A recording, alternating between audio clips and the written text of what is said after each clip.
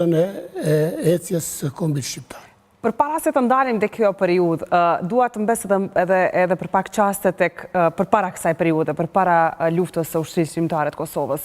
Pra një jetë të tërë keni qenë në ushtri, keni qenë dhe gjatë periudhës së komunizmit, apo jo? Po. E keni takuar Enver Hoxhën? Jo, nuk e kam takuar, kam marrë pjesë në veprimtarit ndryshme kështu në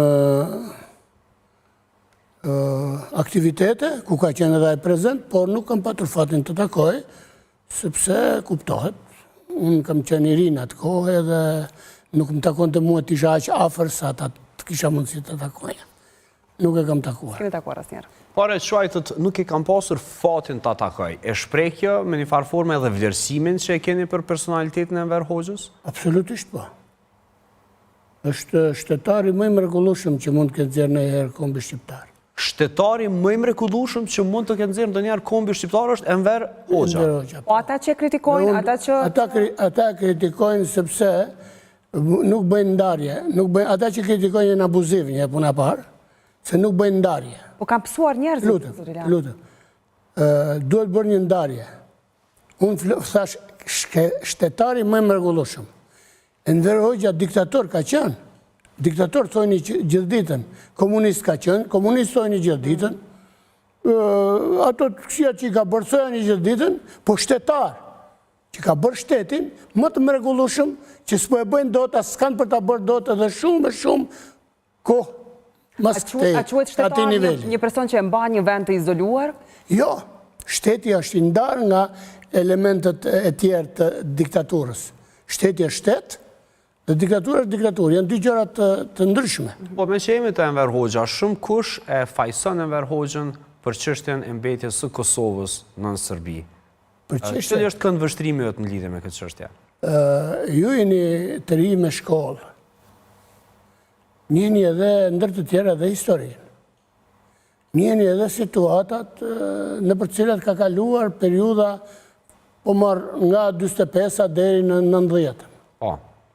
Dhe unë nuk besoj se do të binit në kurtin e atyre që bëjnë politikë ditore që të akuzonin Enverin se ka shitur Kosovën. Këto janë abuzime politike ditore, janë të pavlera dhe që një ditë të bukur zhvlerësojnë ato që i deklarojnë, jo ata që nuk merren me këtë punë.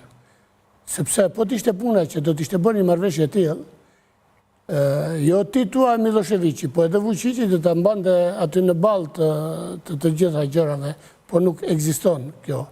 Dhe po t'i futesh një analize, ka një veprimtari të dendur që është bërë pikërisht për të qenë pranë Kosovës, që shteti shqiptar të jetë pranë Kosovës. Dhe le të ndalemi tek pjesa që jo karakterizuat si pjesa më e ndritshme 97-99. Ajo që më bëri përshtypje është fakti se ju thatë unë u bëra pjesë e ushtrisë lirimtare të Kosovës. Ndërkohë që ju ishit pjesë e ushtrisë shqiptare. Si ka mundësi, si ndodhi kjo gjë? Po më thirrën ata djemë, më morën me vete, luftëtarët. Kush? Luftëtarët e ushtrisë lirimtare të Kosovës, më morën me vete. Po kush ishin memra? Ata që, shikoni, duhet keni parasysh një gjë. Unë erdha në detyrë komandanti i divizionit të Kukësit. Komandanti i divizionit të Kukësit kishte një zonë përgjegjësie nga Korabi në Plave Guci dhe Vat Denjes Lurë. Zona përgjegjësisë që përfshin dhe kufirin me Kosovën, një pjesë kufiri me Maqedoninë dhe një pjesë kufiri me Malinezi. Dhe i ndodhur në këtë pozicion. Në një farë mënyrë, unë isha ai që kisha qelsin e portës. Po, fiks. Kupton? Dhe a do vinte dikush te unë, më thoshte duhet me hap këtë portën.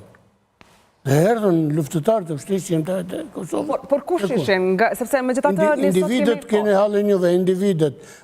Unë mram isha në një akademi përkujtimore për Luan Haradinën, kishte për vjetorin e rënjes Luani mram, dhe unë atje në fjalën time thash që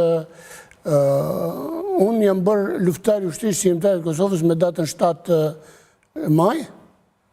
Sot e keni për vjetorin? 97, po.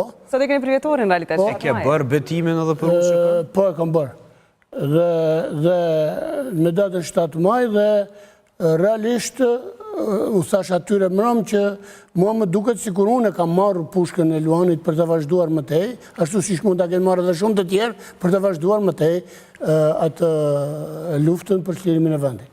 Si është të punosh në dy ushtri njëkohësisht dhe cili është aktiviteti me cilin ishe ngarkuar, zotri Lama? Shiko, të punosh, aty nuk kanë qenë dy ushtri, realisht. Nuk ishin dy ushtri? Institucionalisht po praktikisht jo. Sepse nuk mund funksiononin dy ushtri në një terren të përbashkët. Gjithmonë dy ushtri nuk bëjnë me funksiononin në njëjtin terren. Kështu që dashje pa dashje, Divizioni Kukësit ka qenë pjesë e ushtrisë shqiptare të Kosovës. Divizioni Kukësit? Dashje pa dashje. Ka qenë pjesë. Marën pjesë në luftime edhe ata? Divizioni Kukësit? Si? Marën pjesë edhe në luftime? Divizioni Kukësit ka zhvilluar rreth 39 ndeshje me ushtrinë serbe. Me emblemat të UÇK-s apo të ushtrisë shqiptare? Si? Kishin emblemat të UÇK-s apo të ushtrisë? Ja. Nuk flasim për institucionalizim, flasim për veprim. Divizioni Kukësit ishte në përballë forcave serbe. Më kupton? Po. Dhe ushtria çlirimtare ishte aty. Tani, a do luftonin ata vazhdo ti njëherë, do vazhdojnë pastaj, apo si do të bëjë? Do vazhdonin të dy bashkë njëherë, për rrëdoj, do kishin edhe veprime të koordinuara. Si është e mundur për divizionin e Kukësit flitet si një njësi bashkë me UÇK, ndërkohë për Farkun nuk konsiderohet kështu? Ja, është koncept i gabuar. Ky, sepse realisht, Farku ka ekzistuar si nocion. Nështë si organizim shtetëror i të ardhmes, si forcat armatosat të Republikës Kosovës. Më kuptoni? Por nuk ka patur një organizim ushtarak, FARC. Nuk e hasë në një grup personash të uniformuar që quheshin FARC? Ja. Gjithkund UÇK. Gjithkund UÇK. Kush është organizuar, kush ka fut në rresht, kush ka vesh uniform, ka patur emblemin e UÇK-s. Por Ministria e Mbrojtjes në Shqipëri... Deklarativisht mund të bëni sa doni deklarata. Unë i referojmë uniformës. Uniforma ka qenë UÇK, s'ka pas uniformë tjetër. Është vërtet që nuk ka pas uniform, por kanë ekzistuar ndasit, fraksionalizimet të cilat janë quajtur disa FARC, disa UÇK. Nuk kanë ekzistuar. Për mua jo, s'ka pas. Për mua jo. Po, për ju jo, por me gjitha të ka pas një Ministri të Mbrojtjes, ka pas kundër të tjera të zëm njerëz dhe sot figura ka që rëndësishme të historisë tonë si Adem Jashari janë servitur atje, janë servitur në Tiranë, ato kanë qenë në kuadrë të qeverisë në Eksil. Adem Jashari është servitur në dhe njëshin.